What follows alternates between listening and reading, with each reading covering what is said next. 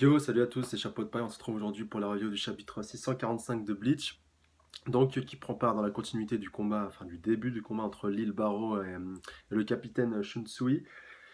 Donc, un chapitre assez riche en fait en révélations déjà par rapport au pouvoir de Shunsui et aussi de sa vice-capitaine Nanao. Nanao qui, je le rappelle, avait remplacé Lisa, donc même c'est souligné dans ce scan-là qu'elle lui ressemble énormément de par son comportement et puis sa manière de se comporter avec sa relation avec le capitaine Shunsui. Mais bon, c'est pas si surprenant que ça parce qu'on sait que Nanao avait pris en fait pour modèle vraiment Lisa, qu'elle voulait vraiment lui ressembler et qu'elle voulait vraiment être aussi proche et être aussi dévouée en fait vis-à-vis de son capitaine, même si des fois ça devait amener le fait qu'elle soit un peu dure avec lui de par ses paroles ou de par sa manière de lui parler en fait. C'est un peu surprenant quand on le voit de loin avec du recul ou enfin du premier abord.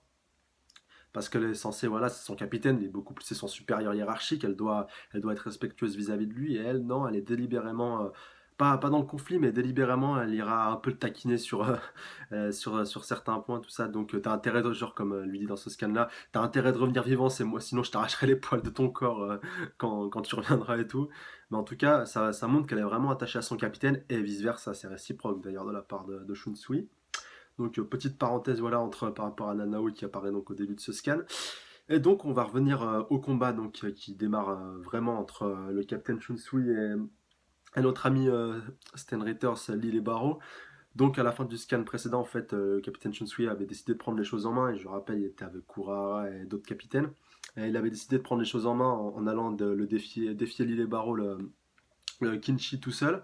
Et grâce à l'aide de Nanao, on la prend dans ce scan, c'est elle qui lui a permis en fait de se téléporter derrière. Enfin, c'est un petit peu abstrait, un petit peu compliqué à comprendre. Même on n'a pas toutes les infos dans ce scan-là. D'ailleurs, je reviendrai sur ce point-là en fin de scan. Donc, quoi qu'il en soit, elle arrive à se téléporter derrière lui, à le surprendre par derrière. Et c'est là en fait que ça va se mettre en place un véritable jeu d'enfant, comme on a l'habitude le Captain Shunsui grâce à son Shikai. Donc en fait, je rappelle un petit peu le principe. Une fois que le capitaine a déclenché son Shikai, un jeu d'enfant se déclenche. Je crois que je crois c'est lui qui a le droit de choisir quel jeu. Et son adversaire était forcé et contraint d'y participer, de même que Shunsui. Lui non plus, il peut pas s'y échapper. Et d'ailleurs, Shunsui nous avait appris la règle de base du jeu d'enfant, c'est soit tu gagnes et tu vis, soit tu perds et tu meurs. Donc là, c'est vraiment un combat à mort. Et là, encore plus quand on voit l'adversaire qu'il a face à lui. Et donc, le jeu d'enfant, ce coup-ci, que le capitaine Shunsui a choisi, c'est un jeu assez connu, mais même pour nous, c'est pas un jeu typiquement japonais ou asiatique. C'est un jeu vraiment mondial. C'est le 1, 2, 3 soleil. Donc, pour résumer assez simplement, Shunsui va jouer celui qui va essayer de taper le compteur. Et le compteur, en fait, c'est le Stern Ritters. Et donc, le combat prendra fin, vraisemblablement, quand l'un des deux aura pris l'ascendant sur l'autre. C'est-à-dire, soit que Shunsui aura réussi à le toucher, soit que l'île Barreau donc aura réussi à le surprendre et puis aussi à le toucher vice versa à le surprendre en fait en flagrant délit. Et la manière en fait dont c'est montré dans Scan au début je cache pas que j'étais un peu sceptique en lisant ça le 1 2 3 soleil c'est un jeu enfantin mais la manière dont c'est mis en scène par Tite Kubo franchement ça rend ce scan ça rend ce scan et le jeu encore plus intéressant à suivre. Donc en fait je vais vous résumer ça simplement.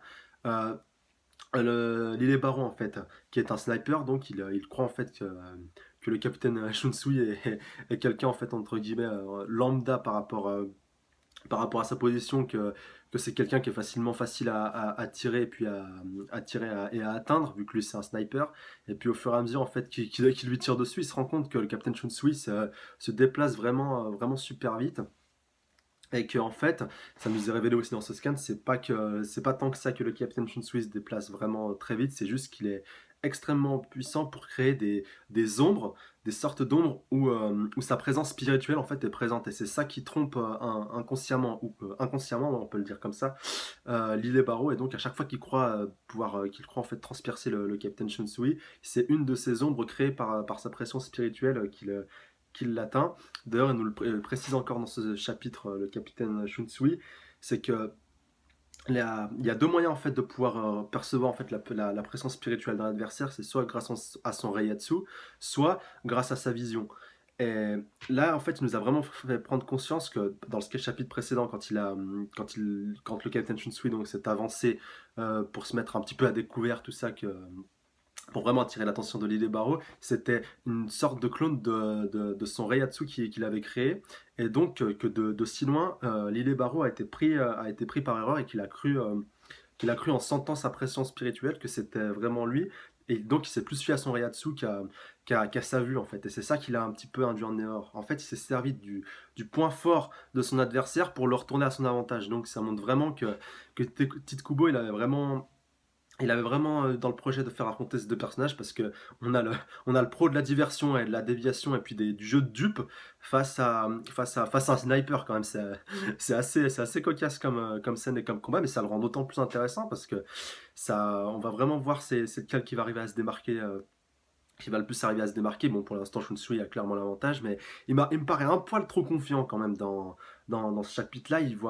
Il sous-estime vraiment, je pense, son adversaire, qui est quand même un des quatre plus puissants Sternritters. Donc, je pense qu'il faut pas le sous-estimer parce qu'il n'a pas encore dit son dernier mot. Et le capitaine Shunsui, même s'il est le capitaine général, comme il nous le rappelle du côté 13, il a tout intérêt, en tout cas, à garder deux trois coups d'avance et à rester quand même méfiant, parce que d'ailleurs on le voit aussi dans ce scan-là, à un moment donné, il reçoit quand même une balle avec du sang qui gicle sur son pied.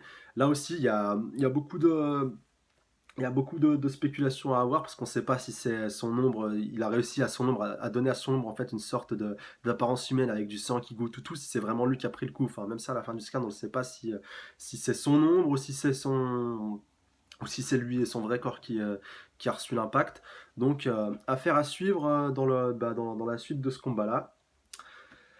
Aussi par la suite, donc Shunsui continue d'esquiver les attaques de notre ami Lily Barrow. Et ça commence d'ailleurs sérieusement à l'agacer.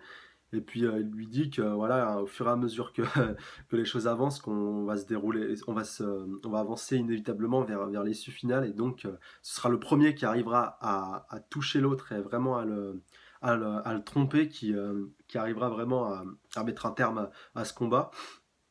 Et comme on peut le voir aussi dans ce scan, à un moment donné, le capitaine Shunsui, donc il se déplace vraiment juste à côté de l'île Barrow. L'île Barrow, donc il croit qu'il va l'avoir, qu'il l'a shooté, mais en fait encore c'était une ombre. Donc ça prouve vraiment que la technique du Shikai de Captain Shunsui, enfin je sais pas si c'est lié à son Shikai ou à son Zanpakuto, mais ça montre vraiment que le capitaine Shunsui est vraiment très confiant et extrêmement puissant, que ce soit que ce soit surtout à ce niveau du jeu de dupe.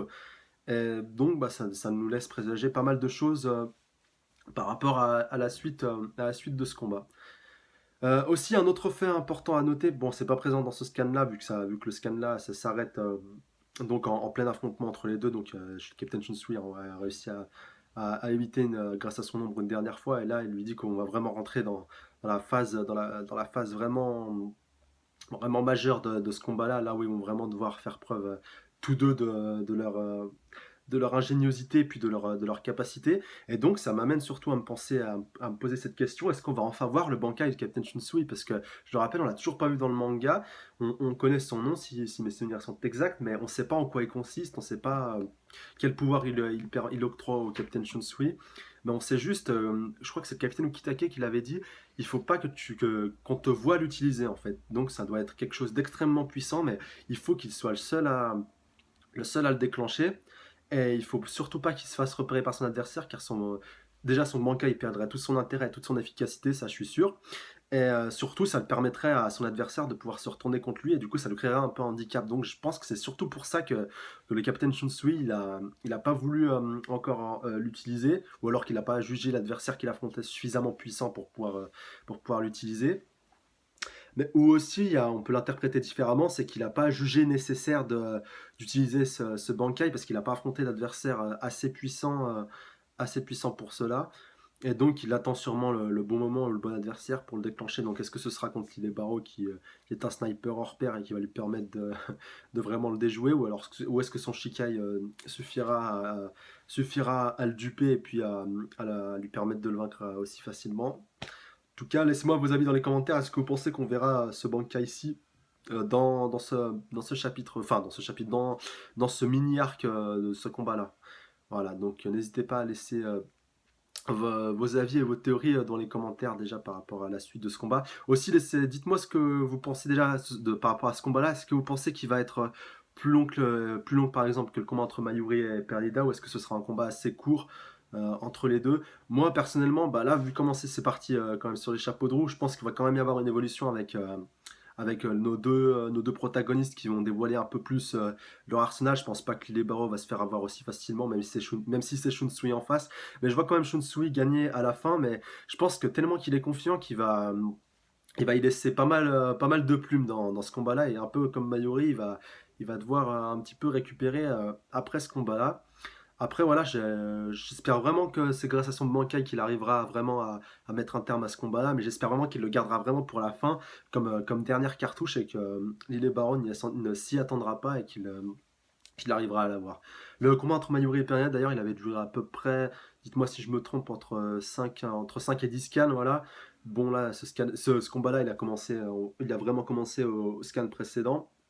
Enfin, voilà, la confrontation a vraiment été annoncée dans les scans, à partir du scan précédent.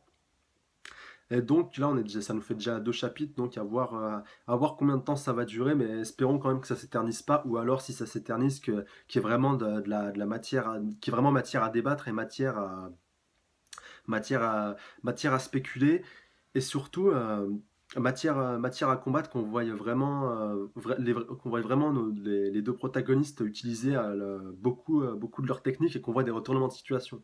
Vraiment pas que ça stagne, que le Captain Chinsui ait toujours l'avantage par rapport à l'idée Barrow, et qu'il fasse traîner le combat en longueur juste pour pouvoir le faire tourner en bourrique, et qu'à la fin il l'achève avec un coup d'épée. Enfin, ce serait vraiment, ça casserait tout l'intérêt de ce combat-là. Donc moi je veux des retournements de situation, et je pense que vous aussi. Voilà, donc bah, ce sera tout pour cette review. Donc n'hésitez pas à laisser un petit pouce bleu si ça vous a plu, à vous abonner à la chaîne si ce n'est pas déjà fait, donc les prochaines reviews, comme je vous l'ai dit, ne devraient pas tarder. Et puis surtout, à partager un max cette vidéo avec le plus de personnes possible, ça m'intéresse. Donc voilà, ce sera tout pour moi. Salut à tous, sayonara!